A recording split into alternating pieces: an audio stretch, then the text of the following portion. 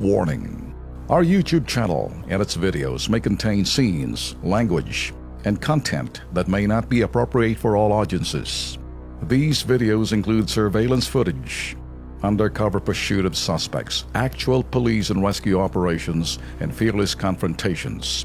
If you do not approve of the content, please do not watch our videos. If you wish to continue, we strongly advise that you proceed with caution. Viewers' discretion is advised.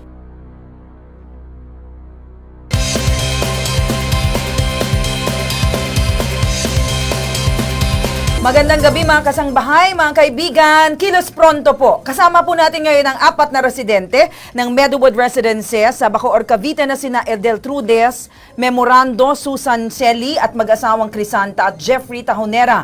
Ang kanila pong reklamo, halos 5 buwan na raw silang nagtitiis sa kanilang lugar dahil wala raw silang kuryente. Ang direkta nilang sinisisi rito ay ang WCA Real Estate Properties, ang Development Corporation, ang developer po ng tinitirhan nilang lugar. Magandang gabi po.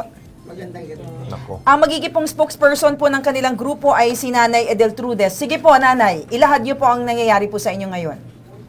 Bumili po kami ng house and lot sa WCA headed by Marieta Rosario P. Garcia.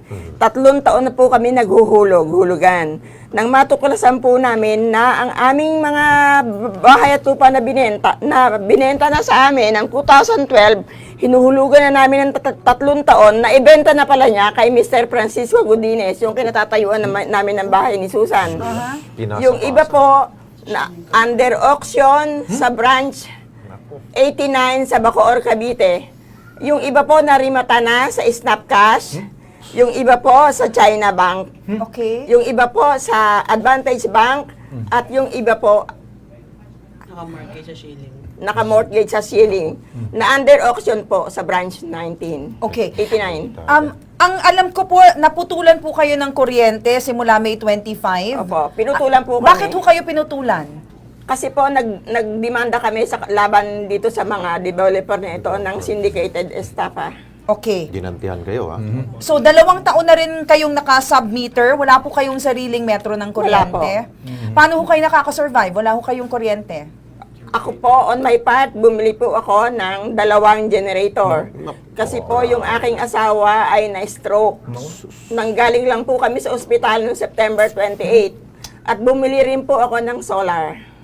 Grabe. Sa kasama ang palad, hindi po maganda yung nabili ko, kaya ni-refund sa akin ng pera. Kasi kailangan daw po, sa una, meron ka mo ng kuryente. Okay. Kawawa naman sila. Okay. So, bukod dito, di ba may problema rin po tayo, Aling Edeltrudes, dun sa mga security guard na Opo. nandun ho sa loob ng inyong pong village. Ay, lahad niyo po sa amin yan. Ako lang po sa lahat ng homeowners. Kasi ako po, taga DOJ po ako. Ako po ang unang nakatuklas ng lahat ng maraming sanla na ito, narimata, na nabenta. Kaya ako po ang pinag-iinitan niya. Kami po, sa aming move-in, lahat po kami siningil ng 10,000 para sa security guard for them to open and close the entrance of the gate. Pag pumapasok kami at at lumalabas. Pero dahil ako lang po ang hindi pinagbubuksan, meron po silang memo sa mga guard na 100 meters lalayo sa akin. Hala. Hindi ako magbubukas. Meron po akong anak na nagtatrabaho sa Philippine Children's Hospital. Kung dumating po sa minsan 10:00, babae po siya. 5'2" lang po, maliit lang na bata. Hindi ko po kaya na siya ang nagbubukas ng aming subdivision dahil napakaliit na bata. At saka doktora po ito. Pediatrician dentist. Yan po ang pangganti niya sa akin. Ang pagkakaalam ko, nag-hire pa po ng sariling security guard itong si Nanay para lang may magbukas ng gate na yan.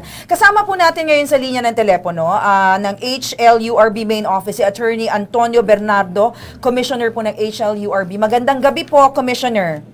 Magandang gabi po sa inyo. Unang-una sa lahat, pwede po bang ibalik yung kuryente nito pong mga complainants dahil 5 buwan na po silang pinarurusahan dahil sa kanila pong pagsasampa ng kaso laban po sa developer?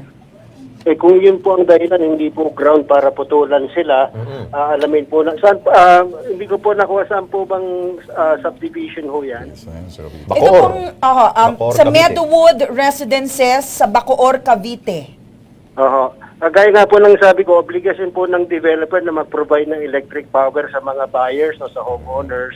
So kung sila'y pinutulan ng kuryente nang wala namang sufficient ground, pwede po nating ano yan. Sana po maipaalam po yung lahat ng detalye po sa aming tanggapan para mapatingnan po natin. Okay. Ang pagkakaalam ko, Aling Edeltrudes, di po ba, sumangguni na rin kayo dati sa Opo. HLURB? Opo. Isang taon na po ang complaint namin sa HLURB. In fact, wala na po kaming mapuntahan. Kumapit po kami sa PAO sa DOJ.